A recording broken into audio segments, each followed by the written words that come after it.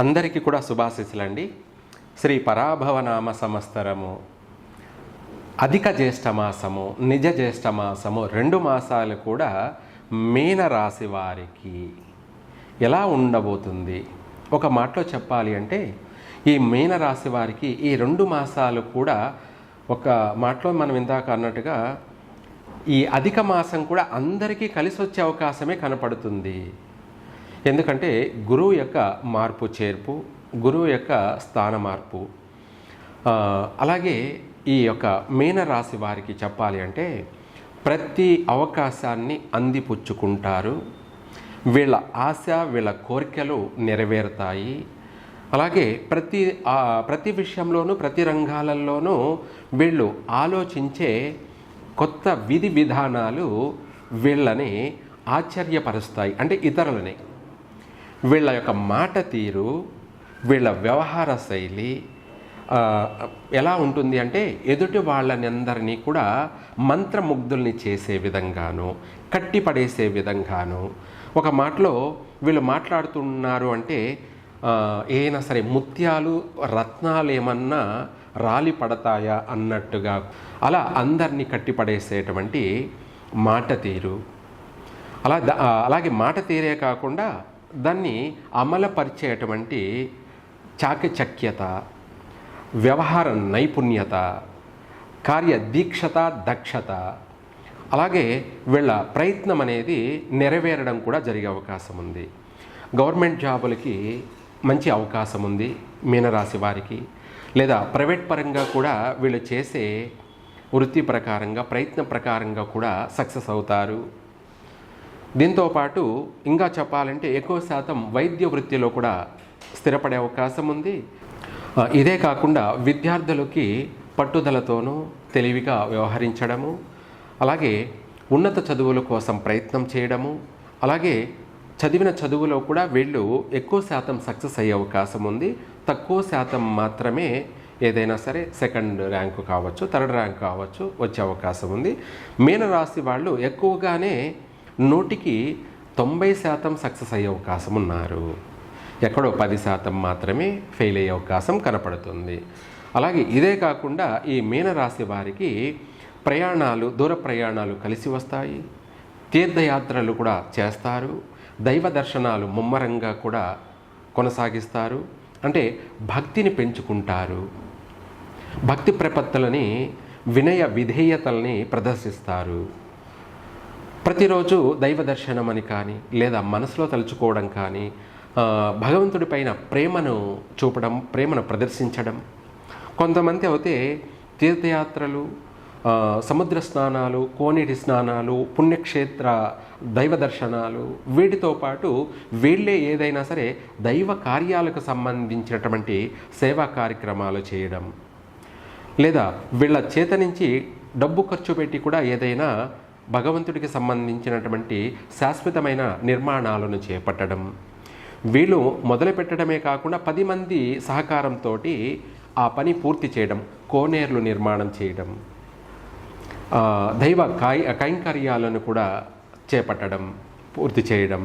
అలాగే వీళ్ళు ఇల్లు ప్రశాంతంగా ఉండడం కోసం, కుటుంబం అంతా కూడా ప్రశాంతంగా ఉండడం కోసం ఎప్పుడూ చీకులు, చింతలు, కొట్లాట్లు, గొడవలు, మనస్పర్ధలు, ఒకరి మీద ఒకరు గొడవలు పడుకోవడం, కొట్లాడుకోవడం, ఒకరినొకరు ర్యాగింగ్ చేసుకోవడం, ఎంతవరకు దీనికి హద్దు అదుపు లేదా? వీటికి ఫుల్ స్టాప్ పెట్టాలి అంటే మన నడవడికే మన కుటుంబాన్ని మారుస్తుంది, మన జీవితాన్ని మారుస్తుంది, ఎదుటి వాళ్ళ యొక్క జీవితాన్ని మారుస్తుంది అని వీళ్ళు అనేకమైనటువంటి ఆలోచనను అమలు చేయడం, అలాగే అభివృద్ధి కోసమై ప్రయత్నాలు చేయడం. ఆ అభివృద్ధి కూడా వీళ్లకు ఈ 2 మాసాల్లోనే కూడా కనపడుతుంది కూడా. ఏది చేసినా కలిసి రావడం, నూతన వ్యాపారాలు ప్రారంభం చేయడం, వివాహ ప్రయత్నాలు మొదలుపెట్టడం, ప్రయత్నం చేసి అలసిపోయి ఆగిపోయినట్టు కూడా మళ్ళీ పునఃప్రారంభం కావడం, నిశ్చయితాంబూలాలు పుచ్చుకోవడం, వివాహ ప్రయత్నాలు కలిసి రావడం, అలాగే సొంత ఇంటి కల నెరవేరడం. వీటితో పాటు ఆ, ఉద్యోగ ప్రయత్నాలు కూడా నెరవేరడం, విదేశాలకు వెళ్ళే అవకాశాలు కూడా ముమ్మరంగా కనపడుతున్నాయి. ఒక మాటలో చెప్పాలంటే ఈ మీనరాశి వారికి ఈ 2 మాసాలలోనే అనేక ప్రయత్నాలు కూడా సఫలమవుతాయి, సఫలీకృతులవుతారు, సక్సెస్ అవుతారు. ఒక మంత్రముగ్ధుల్లాగా అందరినీ ఆకట్టుకుంటూ ఇంట బయట వీళ్ళ పనిని విజయవంతంగా పూర్తి చేసుకుంటారు. కుటుంబ సఖ్యత, భార్యాభర్తల మధ్య మంచి ప్రేమ అనురాగాలు, ఒకరి పట్ల ఒకరికి మంచి అవగాహన, నమ్మకము, అలాగే భర్త అంటే భార్యకు ప్రేమ, అలాగే భార్య అంటే భర్తకు ప్రేమ, భర్త అంటే భార్యకు ప్రేమ, అలాగే కుటుంబం అంతా కూడాను సఖ్యతగా మెలగడం, అందరూ కలిసిమెలిసి విందులు వినోదాల్లో పాల్గొనడము, ఇటువంటివి అనేకమైన అవకాశాలు అయితే ఈ 2 మాసాలు కూడా కుటుంబ అభివృద్ధి అనేది అధికంగా కనపడుతుంది మీనరాశి వారికి. అలాగే గతంలో బాగలేకపోయినప్పటికీ అవన్నీ కూడా వాళ్ళ యొక్క ఆశయాలు, అవకాశాలు అనేది కూడా ఈ 2 మాసాల్లోనే నెరవేర్చుకునే అవకాశం కూడా ఉంది. వీటితో పాటు గవర్నమెంట్ జాబులు కూడా మంచి అవకాశాలు ఎక్కువగా ఉన్నాయి.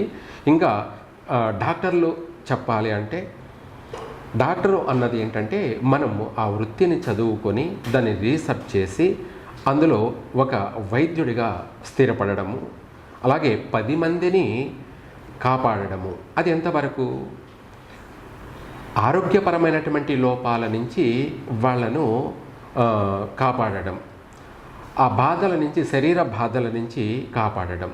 ఇది ఒక దైవం తర్వాత రెండోది భూమి మీద డాక్టరే.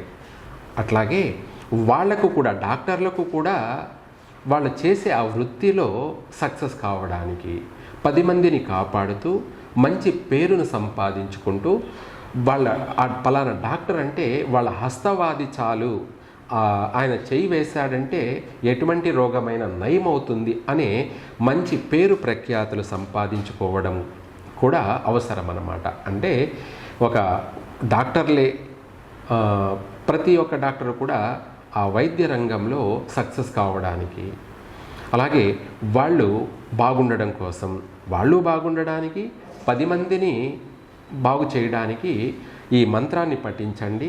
చక్కగా ఆరోగ్యం బాగలేని వాళ్ళందరూ కూడా ఈ మంత్రాన్ని పఠించవచ్చు. ఒక డాక్టర్లే కాదు, ఎవరైతే ఆరోగ్య సమస్యలతో బాధపడుతున్నారో వాళ్ళందరూ కూడా ఈ మంత్రాన్ని పఠించండి. మీరు బాగా బుధవారం కావచ్చు, ఆదివారం కావచ్చు, లేదా మంగళవారం కావచ్చు కూడా, ఈ 3 వారాలు కూడా ఈ మంత్రాన్ని పఠించవచ్చు. ఓం నమో ధన్వంతరయో అమృత కలసహస్తాయ సర్వమయ సర్వరోగ నివారకాయ సర్వరోగ వినాశకాయ త్రిలోకనాథాయ విష్ణవే స్వాహ. ఈ మంత్రాన్ని పఠించండి, విశేషంగా కలిసి వస్తుంది, ఆరోగ్యపరంగా బాగుంటుంది.